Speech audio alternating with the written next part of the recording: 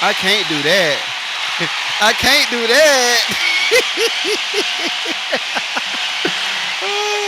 Welcome to the Man Look at the Podcast. I'm the host, the one and only Magneto 7 in the building. I am him, he is I. I am all of the above. What up? This is episode 193. Look, we almost at 200. We almost at 200. All of my conservative followers, my apologies. Y'all know how I am. If you follow me, you already know that I'm a little bit crazy. You already, my rocker is not there. I think the adult ADHD is probably what it kicks in, and then it makes for a really good show. So I don't want to fix it. I'm not gonna fix it. But this episode is brought to you by PHENYX Audio. If you are looking for a microphone set, if you're looking for in-ears and you're trying to service your club, your church, whatever you got, and you're running sound, make sure you go over to PHENYX Audio. Tell them Magneto 7 sent you for the Mad Lucrative Podcast.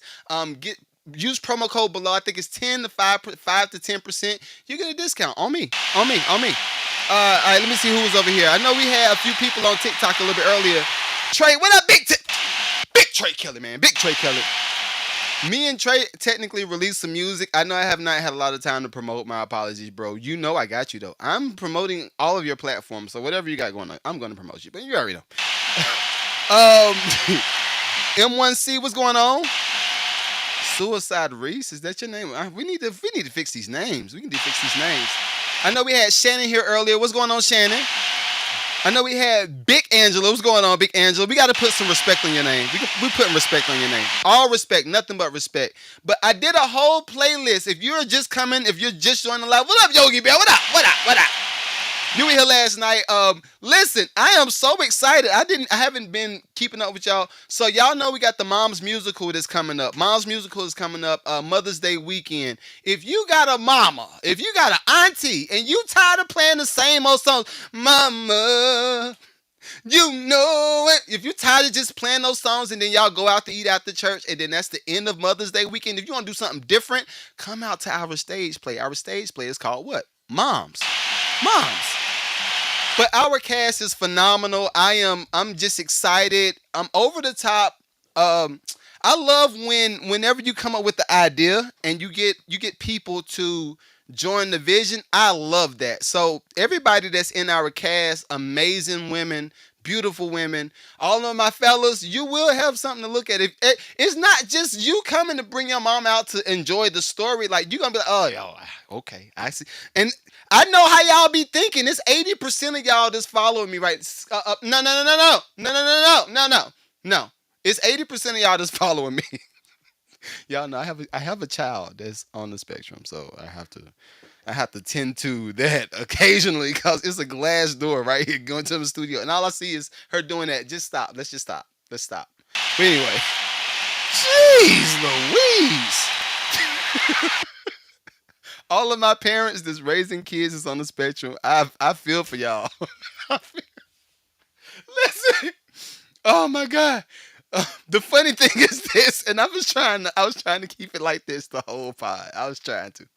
But the thing about when you're a parent and you're raising a child that's on the spectrum, it's filled with a lot of random things, especially now this is the thing, depending on where they are, it's gonna always be something, right? So mine likes to pick walls. She likes to play with beads. It's the what is it called? Not stimming, but the sensory issues. Like, that's her thing. So every time it's time to shoot the podcast, she right here. She just come at the door. Oh, I'm like, yo, just stop. Yo, son, just chill. But anyway, welcome to the podcast again. Jeez.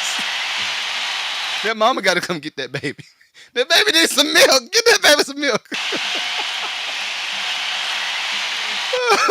Get that baby some milk. But anyway, this is a phenomenal week. Y'all know I got a full show ahead of us. Ari Lennox is gonna come talk to y'all about her label deal. We got Shannon Sharpe. We got to cover all of this stuff. I'm gonna try to narrow it down. I'm gonna really try to narrow it down because I'm noticing. I notice a lot of the outlets that's covering the Shannon Sharpe footage.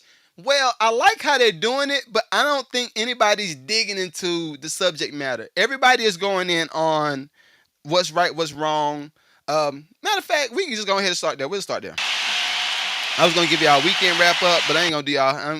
Do I have a weekend wrap? I'm not gonna give y'all a whole weekend wrap up. No, I'm not doing that. But anyway, everybody. First off, before we touch Shannon, pause. Before we touch Shannon Sharpe's subject matter, I want to talk about this because I don't think I covered too much of this last podcast. I know I talked a little bit about it with Kay, but when it's just me, it's unadulterated, unfiltered me, right? So the Tracy Ellis Ross thing was a week before. Let's do our timelines. I know, and all of the women that follow me, y'all gonna be like, "Well, I mean, this just let him own his own ish. Let him own his own ish. He got too much money to be on OnlyFans. Guess what? OnlyFans is probably like $5 a pop. Hmm. I'm providing context. That's all. I'm providing context. So I've also seen a lot of people say, "Well, why would you deal with an OF girl when you can get somebody that's in your age bracket? You can get somebody that has a little bit more to lose, and all of these other points, right?" Well, it's the same exact thing that Tracy Ellis Ross said about a week ago. That's my Cat Williams voice.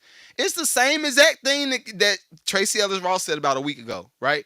So now, if we put two and two together, Tracy Ellis Ross said what? She don't want a man that's stuck in his ways. She wants a man that's kind of bendable, pliable. If you ask me, that sounds like she wants to be able to. It sounds like Tracy Ellis Ross wants to what we call it, groom? I thought that was called grooming. Last time I checked, I thought that was called grooming. Right? So she said she wanted a man that's pliable, that's not stuck in his ways, that's moldable, right? Because the dudes is in her age bracket is kind of like, they stuck on what they do. What is the difference between what she did and what Shannon Sharpe did?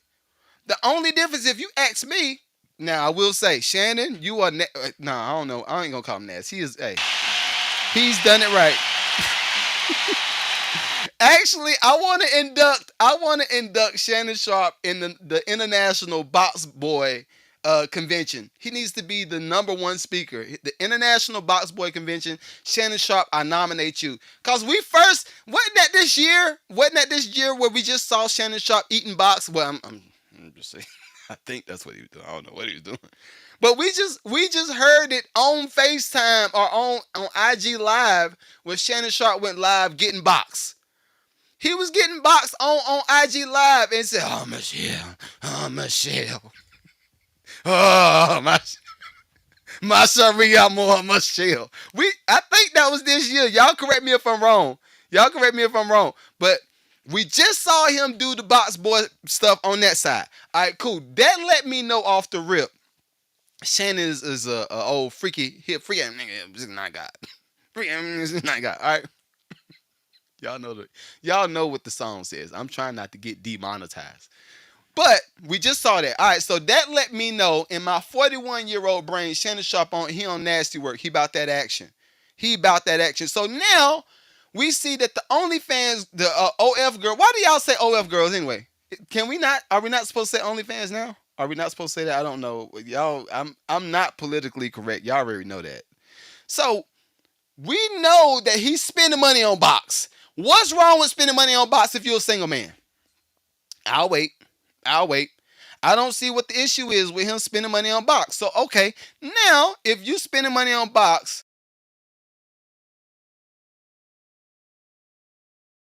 what type of box are you spending money on? With the D. It sounds like he's being mad frivolous.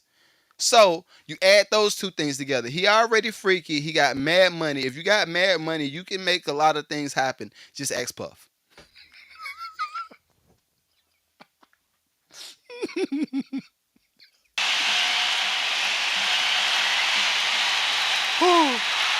Let the moment pass. Let the music play.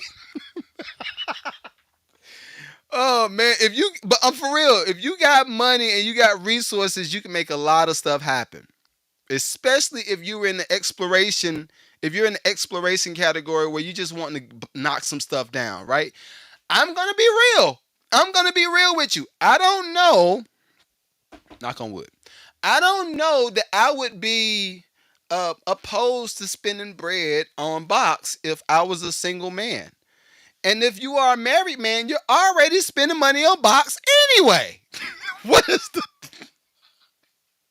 shouldn't say that. I shouldn't say that. I shouldn't say that. I don't know if I should say that.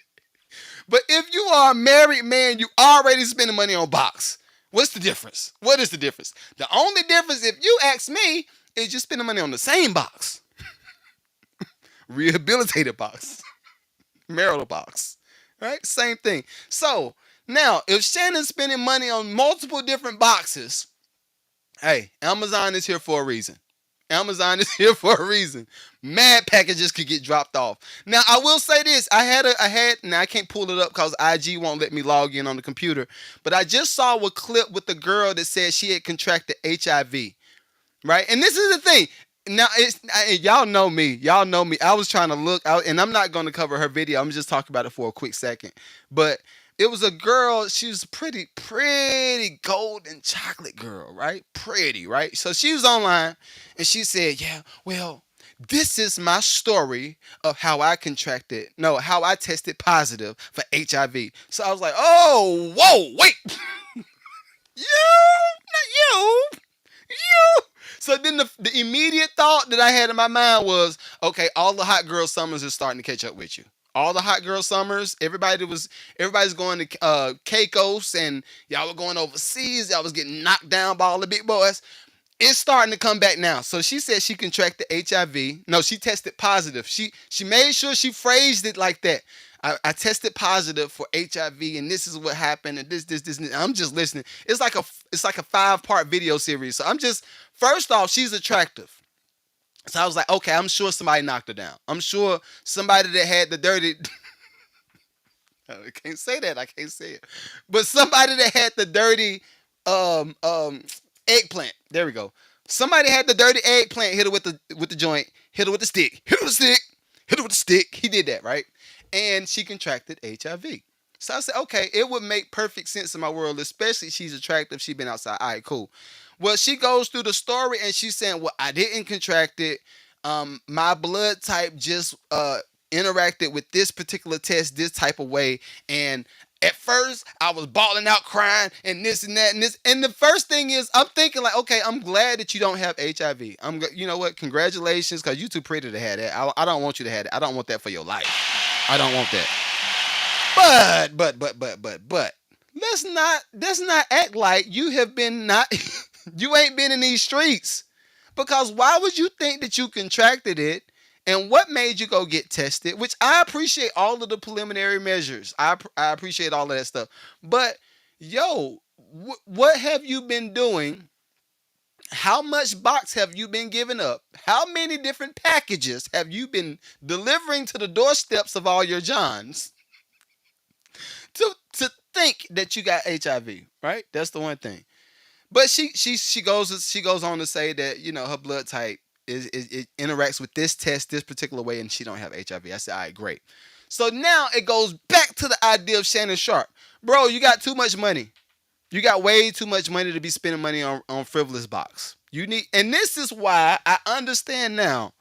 It was a movie. What was the movie back in the day where they were saying, well, all of these women over here we're gonna date because they've been vetted. They've been vetted into the process. Everybody knows these women, and it's the same group of girls that kind of gets passed around in the NBA or NFL, and not passed around from the standpoint of like trafficking, nothing like that, but just passed around like until they find their match. I'll say it like that. So they're dating the same women over and over, and then at some point she ends up marrying whoever, right?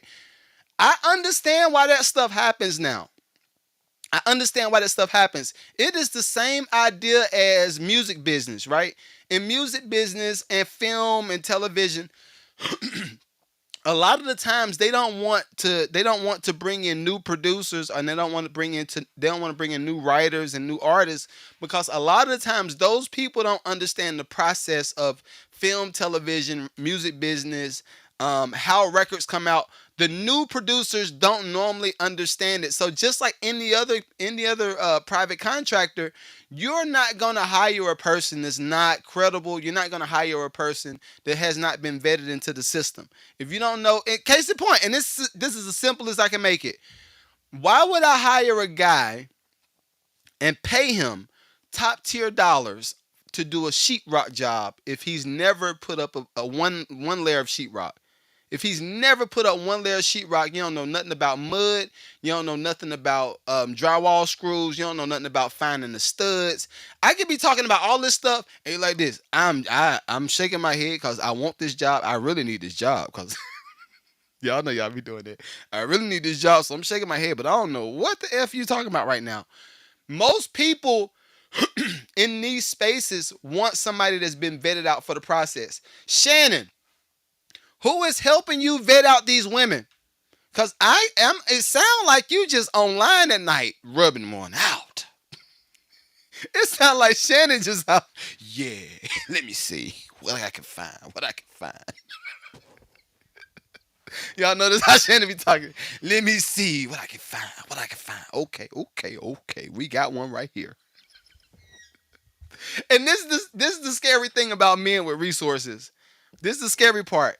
If you are a man with infinite resources, and infinite can just be an M. If you got not even an M, if you got an extra $100,000 to blow on box, an extra 100,000, extra 10,000, like these are.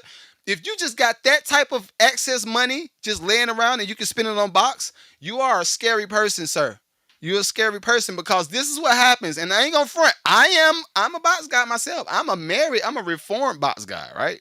But I can only imagine if you up flipping, and I ain't gonna say what you flipping through. Y'all already know y'all know the sites.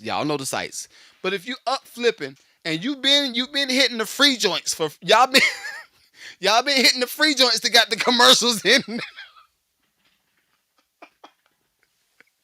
Don't ask. Yeah, I know. just know that I know. I know they running commercials. I know you ain't paid for the subscription because you don't want no paper trail. I already know that. I know what you're looking at, dog. I know what you're looking at, bro. So let's say this. You find one of them joints on the free, on the Humdug, on the free, right? You flipping, you done did what you need to do. Oh boy, she crazy with it. She was crazy with it. All right. You may have even pinned that particular site to your thumbnails and you got like this is your stash. I don't know if some of y'all be saving links. I ain't gonna tell y'all how I know. Just know I know. I know you saving links. Let's say you saved the link from one of them sites, and then you say, "All right, well, let me do a little bit digging. I'm a super fan. I just want to support the art." And this is how I'm imagining Shannon doing. He found one of them joints on the free.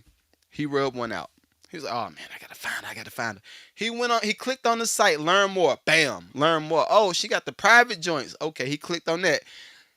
What is it gonna hurt him to pay her $100 a month?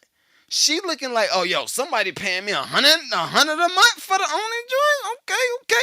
So he goes from that to getting the personal, I think, and this is where I kind of get lost. All of my single fellas that's on OF, how does the whole subscription work? Like, I think you can, I don't know, is it a amount to sign up and then you subscribe to different channels? I don't know how it works.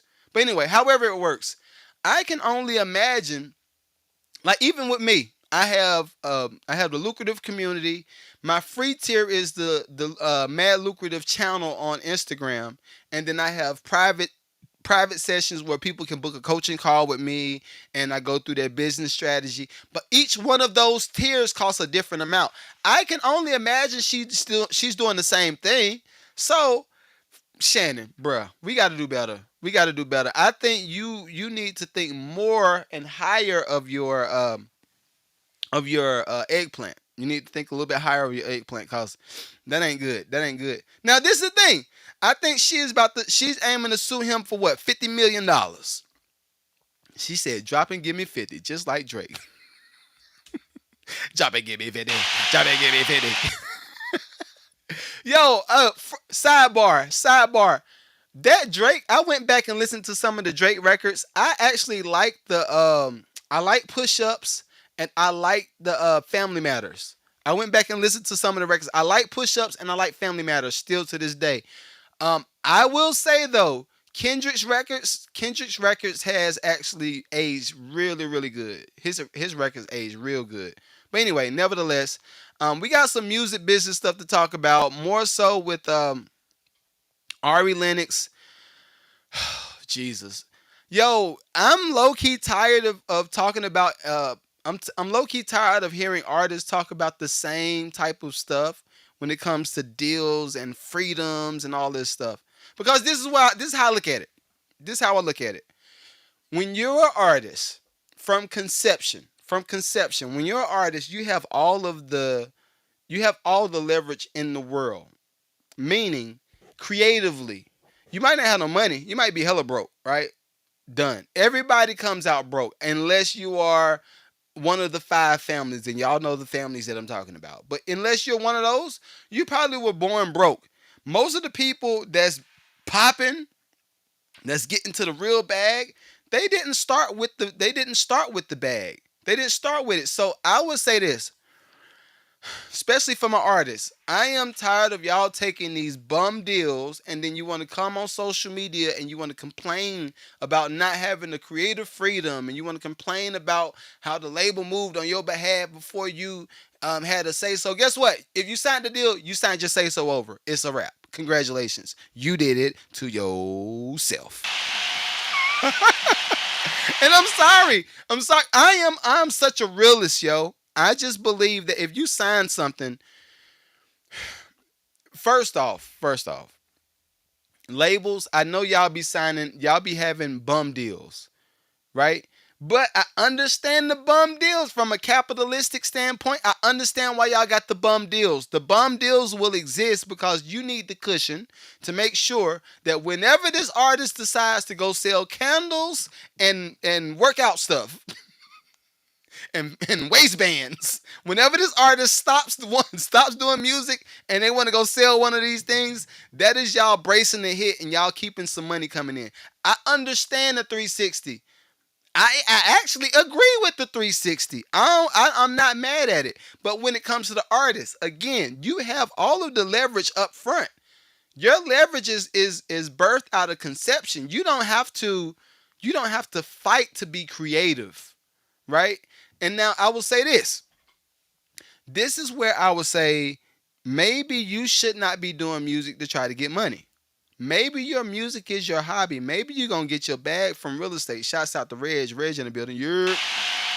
But maybe you're going to get your money from real estate. Maybe you'll get your money from AI, developing products through AI. Maybe you're going to get your money through laundry mats. Whatever you got going on to make money, maybe your money is supposed to come from that and the music is going to be a hobby. Everybody's not built to sustain themselves in the space of I'm monetizing my music and I'm monetizing my creativity. Everybody's not built for that, right? So when it comes to Ari Lennox, I think that's I maybe, and y'all about to catch me in a lie.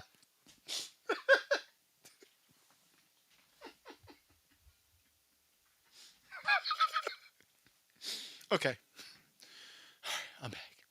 I like Ari Lennox. I like her, right?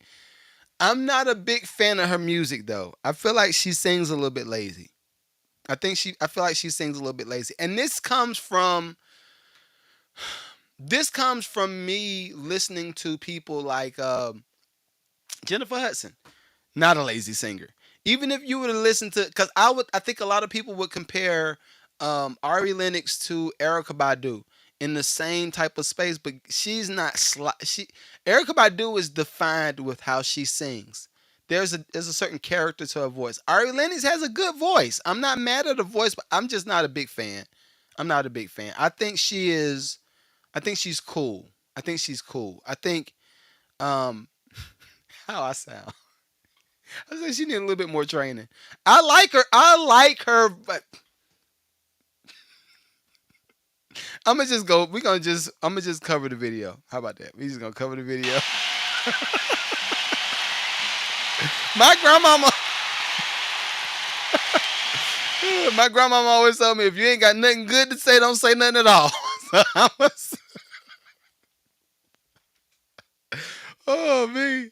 And the funny thing is, y'all be tagging her on some of my stuff. I'm like, Dr. J, what's up, big dog? Hold up, Dr. J in the building. Who is this? OA Team Hayes. What's going on? What up? What up? What up? Yo, do y'all like? Okay, do y'all like Ari Lennox? What are your thoughts? What are your thoughts? And this is not me kicking her back in. I'm okay. I'm cool. Same thing with J. Cole. Like, I like J. Cole, but I don't have a niche for depressing music. I was about to jump off the bridge, and then I was gonna like, no, hey, wait, no, I don't want to hear that. Why are we gonna do that? Not today. It's something about me not wanting to hear depression in the morning on the way to work. I don't want to hear depression on my way to work. I want to hear something that's uplifting. But anyway, let me bring Ari Lennox to the stage. She got something to say. As y'all can see the headline. The headline says Ari Lennox reportedly exits from Dreamville Records. Okay. Congratulations, I guess. Congratulations. But let's hear her out and respond to whatever she got to say. Let's see. Let's see what she got to say. Do like I try to do things the right way and no one takes me seriously. And so we're here, right? We're here. We're on social media again. Yo, that voice is fire though. Her talking voice. Ooh. Hey Ari. Hey girl. What's up? I'm so fake. Oh, all right, anyway, let's hear it. Because no one takes me seriously. I told management I didn't want this recent video to come out because I'm tired of people treating me like I'm the face of mental health and I'm tired of people treating. I'm gonna let her play, I promise. But she said she's tired of people put her in the mental health category. Girl, who are you signed to? What I just say? I literally just said I don't have a niche for wanting to hear depression in the morning. All right, truth moment.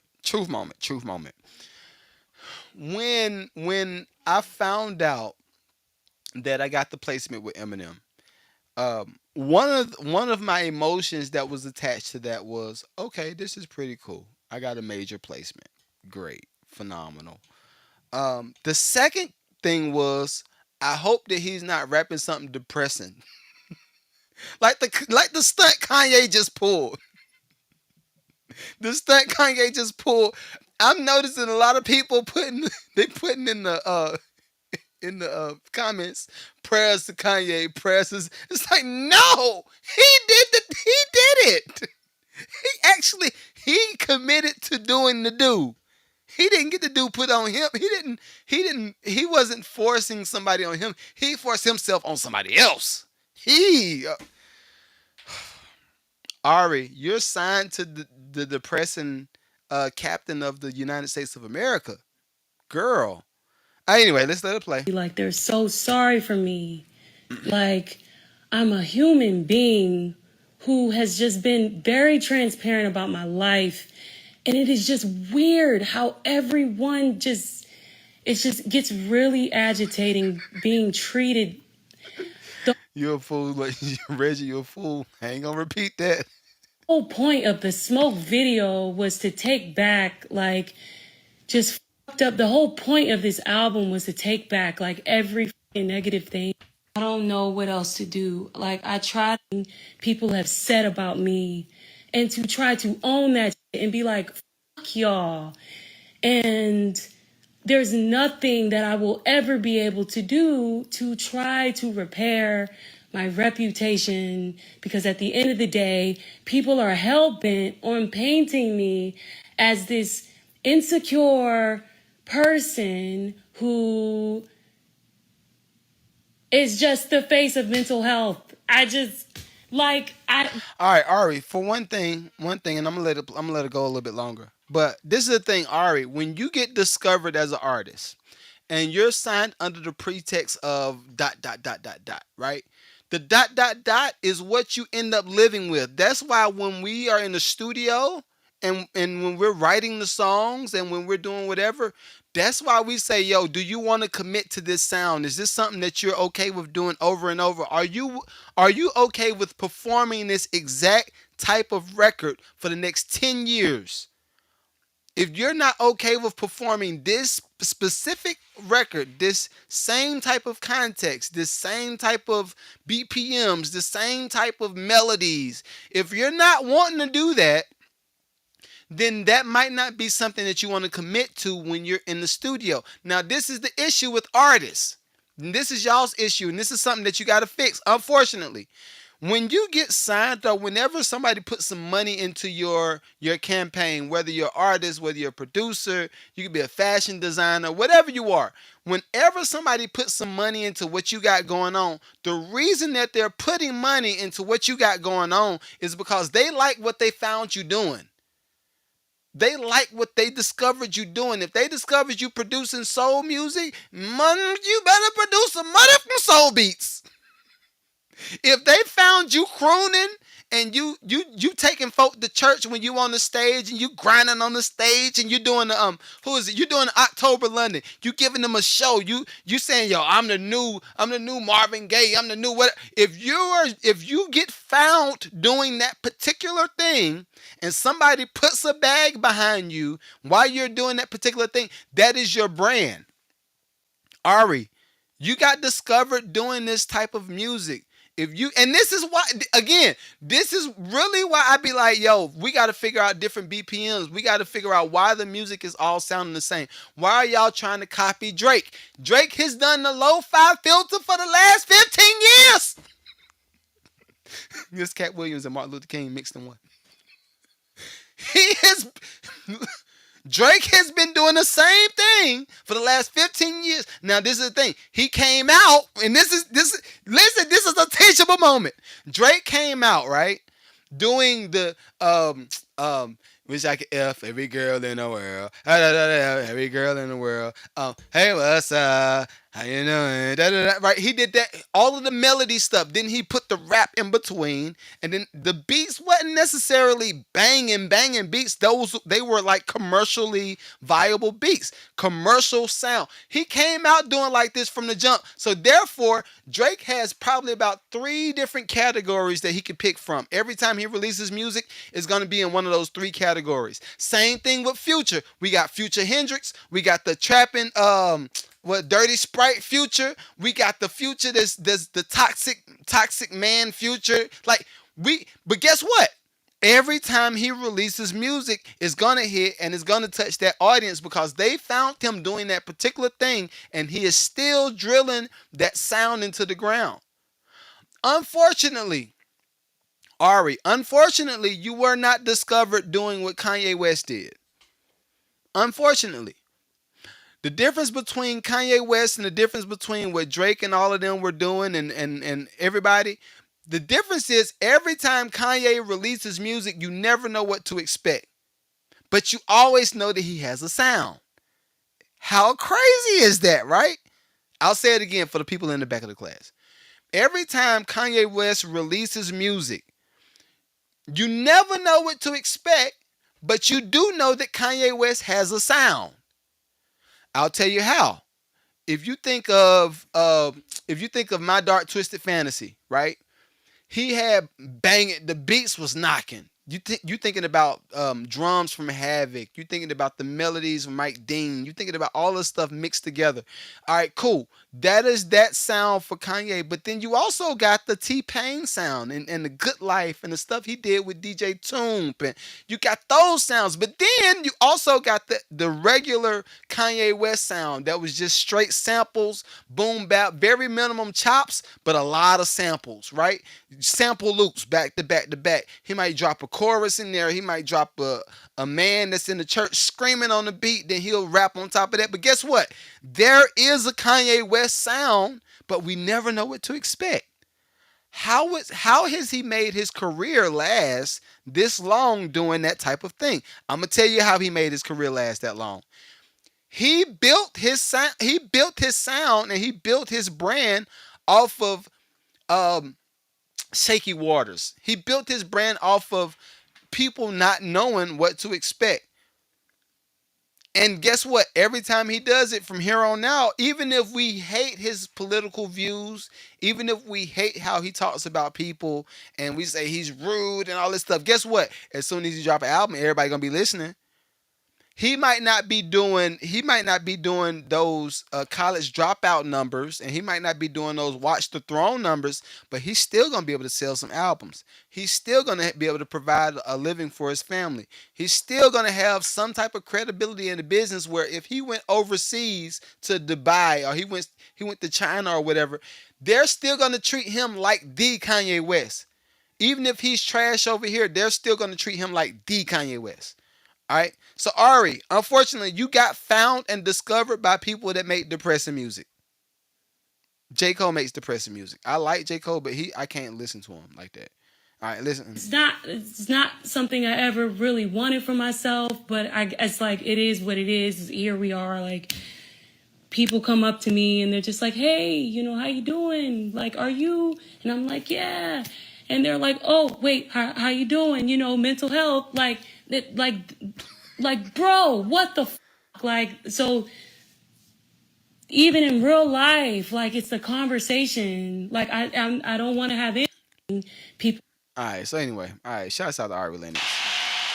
I hope, I hope that they allow her to get off of the label. Um. All right. Now this is the thing, and this sounds like an abusive relationship. I ain't gonna front. Reggie says I don't know her. See, that's my point. Ari Lennox made the song da da da da da da da da Pressure. The Pressure song that a lot of people were using on social media, that's one of her songs. Again, she's cool. I like her, but I don't think that she was well informed of how this music thing works. Cause the music business is gonna always be the music business. It's never gonna be the music fun time. Even though when they come through, they're gonna be like, "Yo, man, we make sure every man, you the dopest thing." That's what the labels do. That's just what they do. Labels don't care about nobody but themselves. Now this is a point, and I'm gonna go to the next subject, and then we're gonna start wrapping it up. But I was having a conversation earlier this week, and I was saying to the person, I said, "Yo, you realize that whenever you're in the middle of relationship building, I don't care if it's friendships, I don't care if it's your boyfriend, girlfriend, wife, whatever, business, whatever. Everybody is normally right. Everybody has their part of the story to tell. Everybody's right. So when it comes to me, and I'm gonna tell you why I say that in a minute. But when it comes to me, I'm gonna examine every part of the situation, and then I'm going to make my decision of how I'm gonna respond based off of all of the analysis that I've come up with. Right? Case in point, if somebody comes in my studio, and this is why I say everybody's right, everybody is valid. Now the catch 22 is where do you land in the whole equation? Case in point, I'm down here in the studio now, right, recording the podcast, and let's say that somebody we got the doors open because we got people rehearsing in the practice space on the other side, so it's cool. We got mad people coming through this morning, right now, real time. All right, cool. Well, what's to say who's gonna stop somebody from coming in, walking through the studio door while I'm live, smack punch me in the face and walk out? What's gonna stop anybody from doing that? Coming, literally, the door is open, so that means it's technically a welcome. It's technically a welcome. They walk in the basement. They punch me in the face while I'm live recording the podcast, and then I'm gonna say "What the f," and I'm gonna probably get up, and it's gonna be different. I'm gonna just say that it's gonna be a little bit different. I'm gonna have to kill the lives, so there's no evidence. Hey, but they could come in and And once we go through our whole debacle and it's conversation time after punches and stuff are thrown, after cuss words are thrown, after slaps are thrown, whatever, right? After all of that stuff is over, we can get to the point of having a conversation and they come in and say, I didn't like what you said in your stories. And I just, that was so disrespectful because my people did so and so, so and so, so and so, so and so. Everything that they got to say could be valid. Them coming in could be valid. But guess what? Now my response to them is gonna be valid. Well, bro, when I said this, I just do it for the content. This is the content, this, and that. I don't really have no issues with none of you and your people. All right, cool. Who's gonna get into the middle space and say, all right, this is where we can agree to disagree. This is how we can respond to this. This is how I think this could work out. Right? None of that is happening. So everybody is right most of the time. Everybody has valid points. I'm not a person that's gonna pick sides. I'm not gonna pick sides. Hold on, where did you say? Doesn't sound like a mental health song. The pressure song is not a mental health song, Reggie. The pressure song was a nasty box girl song. She was a box girl in that song. All right, I got a few more things we're gonna talk about. We're gonna talk about China with the trade war. Shouts out to the terrorists. All right, all right. I'm joking. I'm not serious. Oh Jesus! Everybody with the student loans, and this is the thing. I'm in y'all category. I'm with y'all. I'm with y'all with the student loans, right? This is how I feel though. This is how I feel when it comes to people doing right and being responsible for whatever they got going on, right? I understand if those is trying to capitalize and make sure we cut down spending and all this stuff. They're trying to look through the couch cushions right now. That's all those is doing. They looking through the couch cushions. They're saying, "All right, we've been giving them a break over here. We've been doing this over here. All right, we at some point we got to start getting this money back, right?" I get it, and I think they're giving you up to 5 years to get everything rectified. They're giving you 5 years, and rectification is not necessarily paying all the money back. You could just be making a payment plan. I know a lot of people are just in default. A lot of people are just in default right now. So I've realized a lot of those people is who this whole thing is gonna affect. But yo, let's just tighten up. Let's just tighten up. It's not that it is a big deal because I know a lot of us are a lot of us might be doing the paycheck thing, and it might be a little bit difficult for you to add another bill on top of that. But look, you might have a $35 bill. Call them people. Call them people. Something that I used to do back in the day, and this is, I don't know who told us to do this stuff. This is just stupid. Who told us to do this?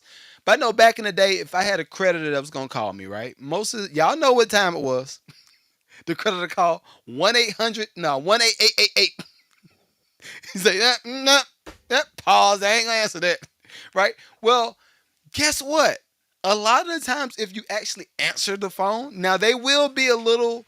Some of them are condescending, especially Capital One. Capital One, y'all are y'all customer service is trash. I ain't gonna cancel my Capital One card because my credit is good. But what? Anyway, it's a lot of creditors that's gonna call you and they have a condescending tone.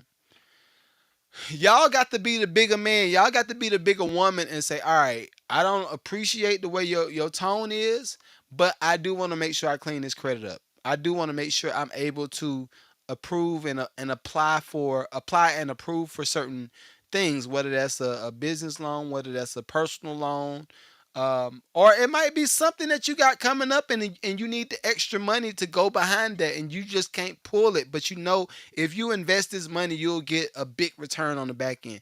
You might have certain cases like that. Well, guess what? Credit. Jay-Z talked about it in 444.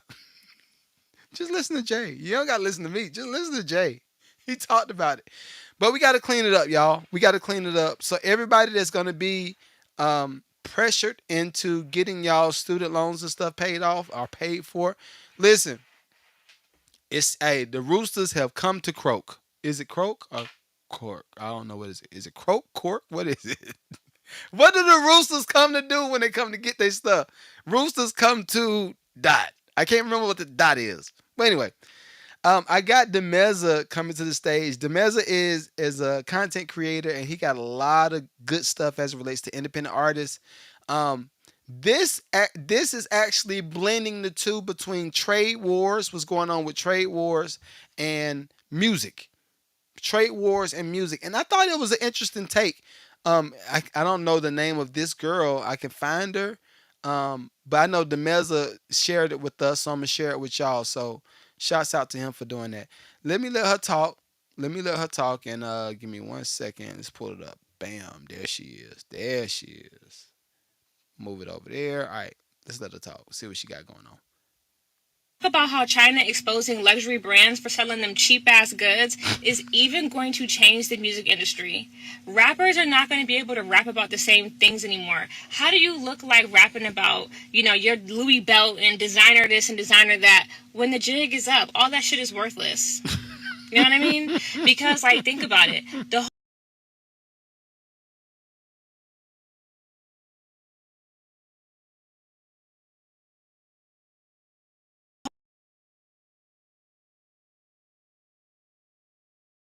whole brands sending these celebrity puppets their items, damn money, they get all of that shit for free in exchange for promoting it to your everyday hardworking ass. Yeah. Yeah.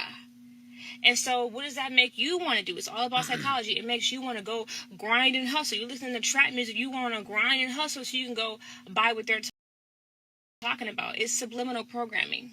And so now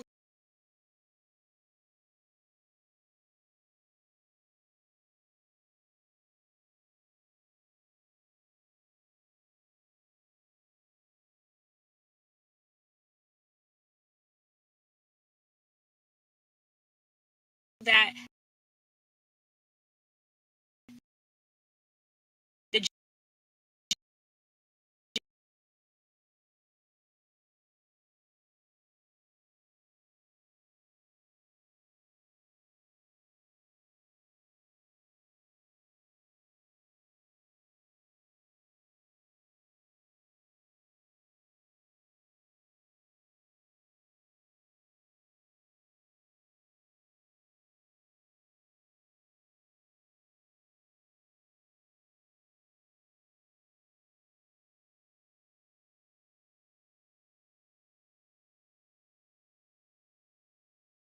Cardi B, a lot of that shit is either fake or given to them. Them bitches do not have that kind of money. Okay, especially not Cardi B. Her music is not selling and she ain't been on tour once. The jig is up, y'all. Let's talk in the comments. Oh my No, God. how China. Oh my God. She read. Oh Jesus. That sister right here, she's going places. Yeah, she's going some. And y'all know me. Hold on, let me get y'all just love her, didn't y'all? Something about my audience loving women. I get it, fellas. I know y'all love the women, but y'all gotta stop clapping. I mean, all right. I get it. I get it. But that made me think. That made me think about all of the brands that's attached themselves to these labels and all the rappers that's attached themselves to the brand. Case in point, what would we do if there was never a Run DMC that wore Adidas? What would we do if there was never a Run DMC that wore Adidas? What would we do if there was never a Steve Stout to promote the artist along the side of Cadillac? Even current day, what would we do if there was not a Drake and a Kanye and all these people to blow up Adidas? And I just thought about that. Adidas has been a part of the culture for a long time. Is all of my business people and all of my capitalists. Reggie said Red 40 is bad. I got a question though. As it relates to all of our companies that not our companies because it's not ours. We don't own Adidas at all. We don't own none of Adidas. But all of the companies that's leverage their brands alongside of black music and alongside of artists, right? How do y'all feel about that? Do we feel like those companies are providing value to the artists, or do we feel like they are leeching off of the artists and they're just keeping themselves current through black culture or black media or black music? How do we feel about that? Cuz in my business world, in my brain, I would like to say that it's an even trade. It's an even trade, especially when it comes to brands and artists. Now, this is the catch 22, and I've heard a lot of this happen. Hopefully, I get to the point where this happens for me too. Everybody that signs to the Mad Lucrative Network will be like, yeah, I mean, he said it years ago. He said it a few years ago, so it's happening now. It is what it is. But I remember an interview with the Breakfast Club, and they were talking about how every time a company would come out with a new sneaker, or every time a company would come out with a new product like Tide or a new vitamin water or whatever, right? Every time a company would come out with something like that, they'll come up to the radio station and they'll give everything to the radio promoters, or they'll give it to the DJs for free, right? And then on the back end of it, they're technically getting free promo, right? But if you would ask me, you would not have gotten stuff for free if you hadn't warranted the eyeballs to get the attention. They would have never come to you to offer, like with me. Even with me, we just touched 30,000 subs. Shouts out to everybody, 30,000. Yeah, and still growing. I don't know what happened this week, but thank y'all. Thank y'all for following. Or thank y'all for subscribing.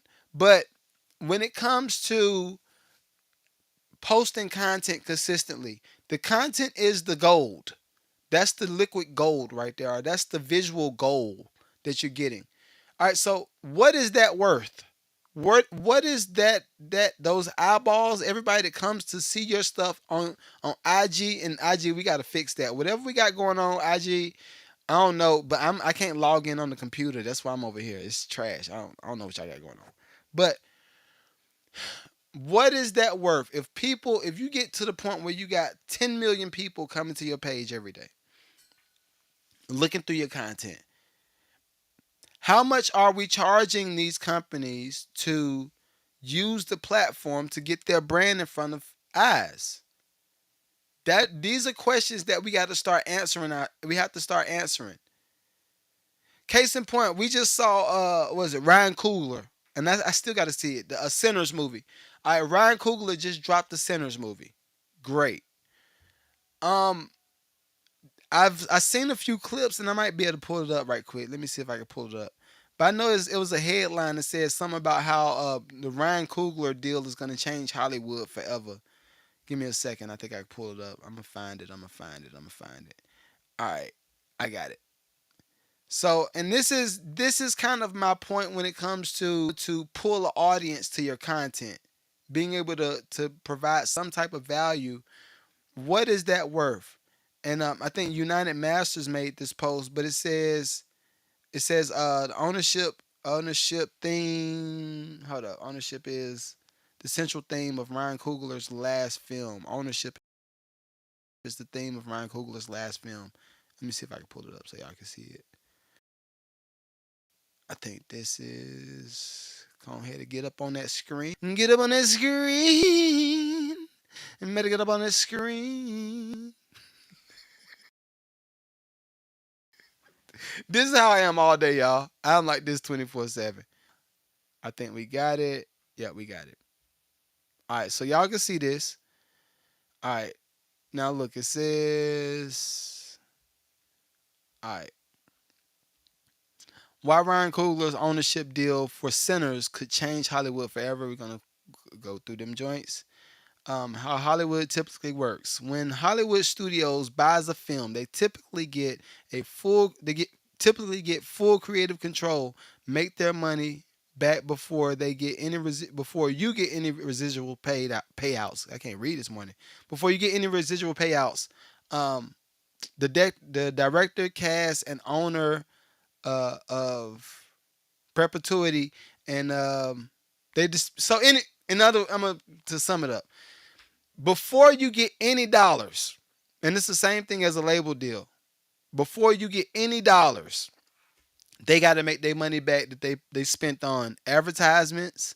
They got to get their money that they spent on putting your film in the actual studio, because y'all know these companies have to buy space in the studio. It's not like like y'all know how you go to AMC theaters or whoever. They don't just get the movies for free and then start getting money off of ticket sales. No, they get their money up front. The actual movie theater, they get their money up front. The studios buy the time. They buy the space. So just like it's almost like rental space. If you were to think you're renting a venue and say that venue costs $100 a week, all right? By the end of the month, you would have spent about $3,000, right? Well, same thing with the film studio. The hope is that the money that you make from ticket sales outweighs the money that you had to spend to get the actual the space, right? So when it comes to Ryan Coogler, the difference is he's going to get some residual money. He's getting some of the tickets. He's getting some of that door money. Every theater, he's getting the door money. Now, I'm going to assume, and we can read through a little bit more. Google sees off all deal because centers theme on shift engines. So it sounds like he put his own money up, which that seems to be the theme. He put his own money up to get the cast. He put his own money up to get the film shot. Therefore, you have leverage. He got leverage. So now this is where I think the conversation really starts. The conversation starts here. Hollywood already knows that they're about to switch, or not knows. They're already in the middle of switching up how they do things. Everybody's shooting movies way cheaper. A lot more people are going to be using more AI technology to develop scenes. I'm going to even say, I don't know if y'all saw the episode of Black Mirror where Issa Rae put the little thing on her head and she went to sleep like that. Put a little thing on her head like this. Something this small. Say, right? She go to sleep. And she shows up inside of the film and she's acting inside of the film. Okay, cool. If that is going to be the new way of shooting a movie, then what is that? How much does that cost on the front end, and how much money can they make on the back end? If they can do simple stuff like that, you put a little dot on your head and you show up in the movie, you let the actor act their part, and then they take the little dot off their head and now they're back into regular life. If that's where we are about to go, how much does that technology cost? How many people are going to be able to afford it that's already in Hollywood? And then how much is it going to cost for them to scale it? Because I think, who is the other guy? It's another guy. I think his name is Ryan too. But the guy that's the comedian. I can't remember his last name. But I love his take on social media and the subscription based model to try to get his film out. What this guy did, he was making a film with intentions on pushing it to Netflix. And I can't remember. I think his name is Ryan something. But he had all his intentions on putting his film on Netflix. And he said, all right, I'm going to spend this money. And then I already got somebody that said they're somewhat interested. Yo, creative people. All of the people that says they're somewhat interested in what you got going on, F them. Leave them where they're at. All of those people that say, I'm somewhat, those are not solid handshake agreements. We're going to do this deal. That's not what that is. Those people are going to have to find out on the back end. Those people are going to have to find out on the back end. This is what, and they'll have a whole story to tell about that. This is why I said the Ryan guy, and I think I'm going to find him because I don't want to keep saying his last name as the guy. I want to actually find his name. So while I find it, I'm gonna keep talking. So the comedian Ryan, I can't talk and do it at the same time. You look when you doing these shows, you be like, ah, hold up. Ryan Reynolds. That's his last name. Ryan Reynolds. Ryan Reynolds. Is this? That's not his last name. That is the white man. Okay. Give me 1 second, y'all. But it's the comedian Ryan Davis. Is it Davis? Yes. All right. Ryan Davis. All right. Thank y'all. Thank y'all so much. If you don't have a chat, you just out here butt naked in these streets. Just talking, just shooting content. But it's a comedian named Ryan Davis. He popped up on my For You page, and I clicked on him because it said Netflix. Netflix turned me down, something like that. Right. So I clicked on it, and he was talking about how he had already spent, I think, $200,000, $250,000 on shooting his comedy special. And he said, what I need y'all to do is go follow me on Patreon, go subscribe to my Patreon. The movie that I spent $250,000 is over there on Patreon. Guess what he did? It worked. And he went through the whole play. He gave you the breakdown. He kind of did a pie chart of why and how to make money from Netflix. Hold up. I think this is right here. This is so dope. This is so dope. This is why. Give me a second, y'all. I'm actually up on his page because I think he can explain it better than I can tell it. Like he killed it. All right. Any piece? Sorry, y'all. I know this. I don't normally have no dead time, but I'm trying to make sure I find this for y'all. I'm super. Maybe he pinned it to his page. This is it. I think this is it right here. Whenever people try to control the way you speak, educate them.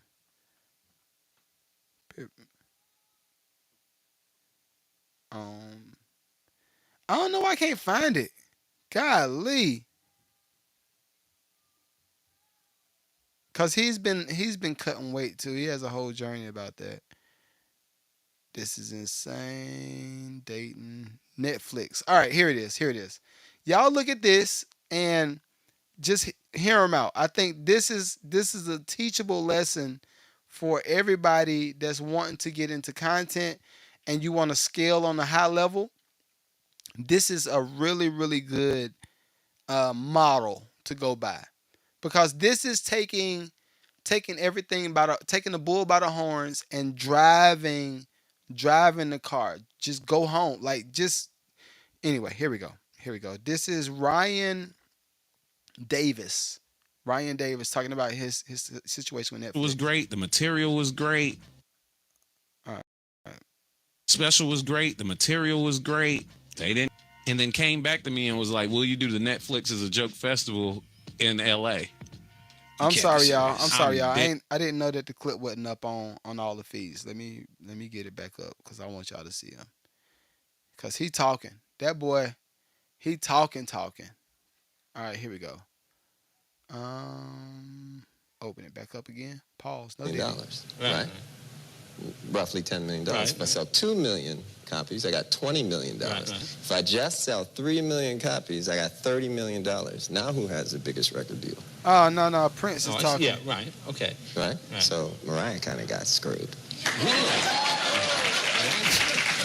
Artists don't get paid anyway. There's maybe 10 or 12 of them that have oh my God, y'all semi-decent deals. There we go. Oh, sheesh. I was giving the sauce away. I was giving all the sauce away at one time. Right. So you feeling that? I mean, what am I missing? Okay, let's do some math. Okay. Company or record deal. Let's suppose. Why is this? Okay, had to take it off. Having problems, having an issue.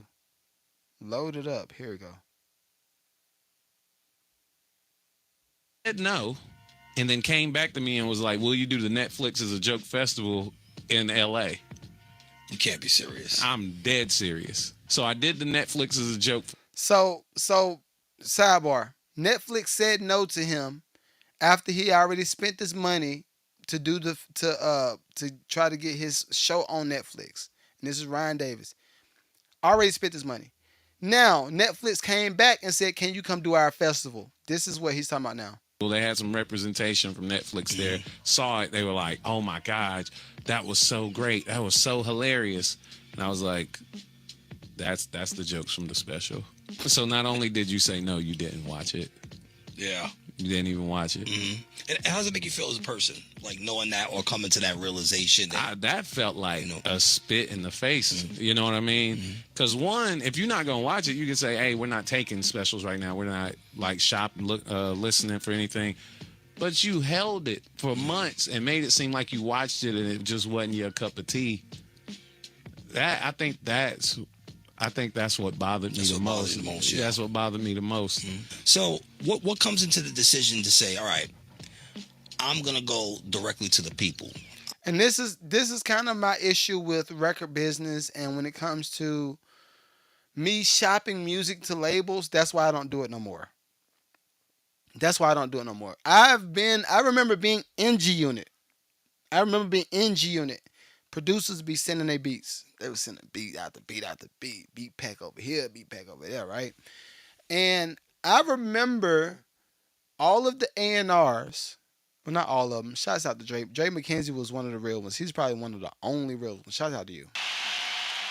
But the business turned them into... the business turned Drake McKenzie into a whole... I think he's a pastor or something in like Brazil or something like that. He said, "I'm done with music business." Why is this? This is the consistent theme. We gotta read the room. This is the consistent theme. Everybody that's been in music business normally be like, "All right, I'm out." Why? This type of stuff happens all the time. But let me forget Netflix. They obviously lit a fuel behind you. Yeah. Right? And you went on social media, you got a filler. I think you had said it was like 8 million views, like 4 million on one platform, Yeah. three on another. And then you go directly to the consumer, right? And so what is the goal besides that? Like, okay, we're going to put this special out, but what is the long-term goal? To be honest, I just want people to give it a chance. I don't do me how they did me. If you give it a chance, they'll start to talk about me the way that they supposed to talk about me in this game. I'm only underrated because people haven't given it a shot. Thank you, Chicago. Y'all were dope, man. I love it, man. I love it. Shouts out to all the independent artists, all the independent comedians, everybody that's not signed to somebody. Shouts out to all of y'all, man. And I had another clip from Prince. He kept trying to talk, but Prince was doing an interview years ago, I think on Letterman or on Jay Leno. And Jay Leno was saying, I'm going to just say it's Jay Leno because I don't remember the actual host. But the host said, "So that was a big deal that Mariah just signed, right? That was a really big deal that Mariah just signed." And Prince, in normal Prince fashion, says, "Oh yeah, you like that?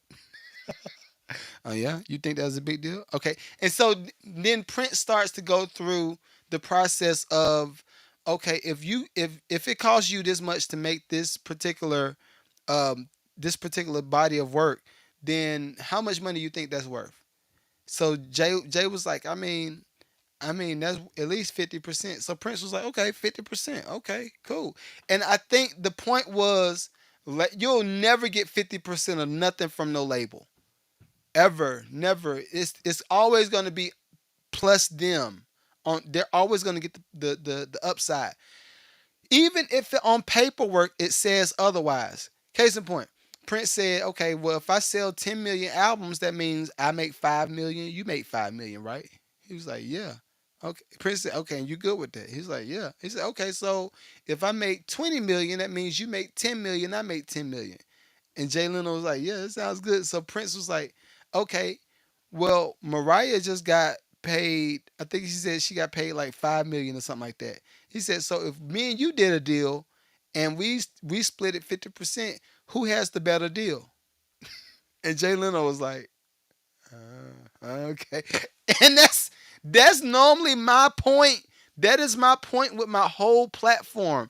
I'm not ever going to coach no producer into trying to get into a predatory relationship with the label or with the publishing company or with anybody. I'm going to always encourage you to go build your own platform. and get some type of credibility and then build some leverage. And by the time you build the leverage with your platform, now you can almost name your price. And you can also say, all right, well, I don't want to take the deal because I've already been making $5,000. I've already been making $100,000. I've already been making whatever.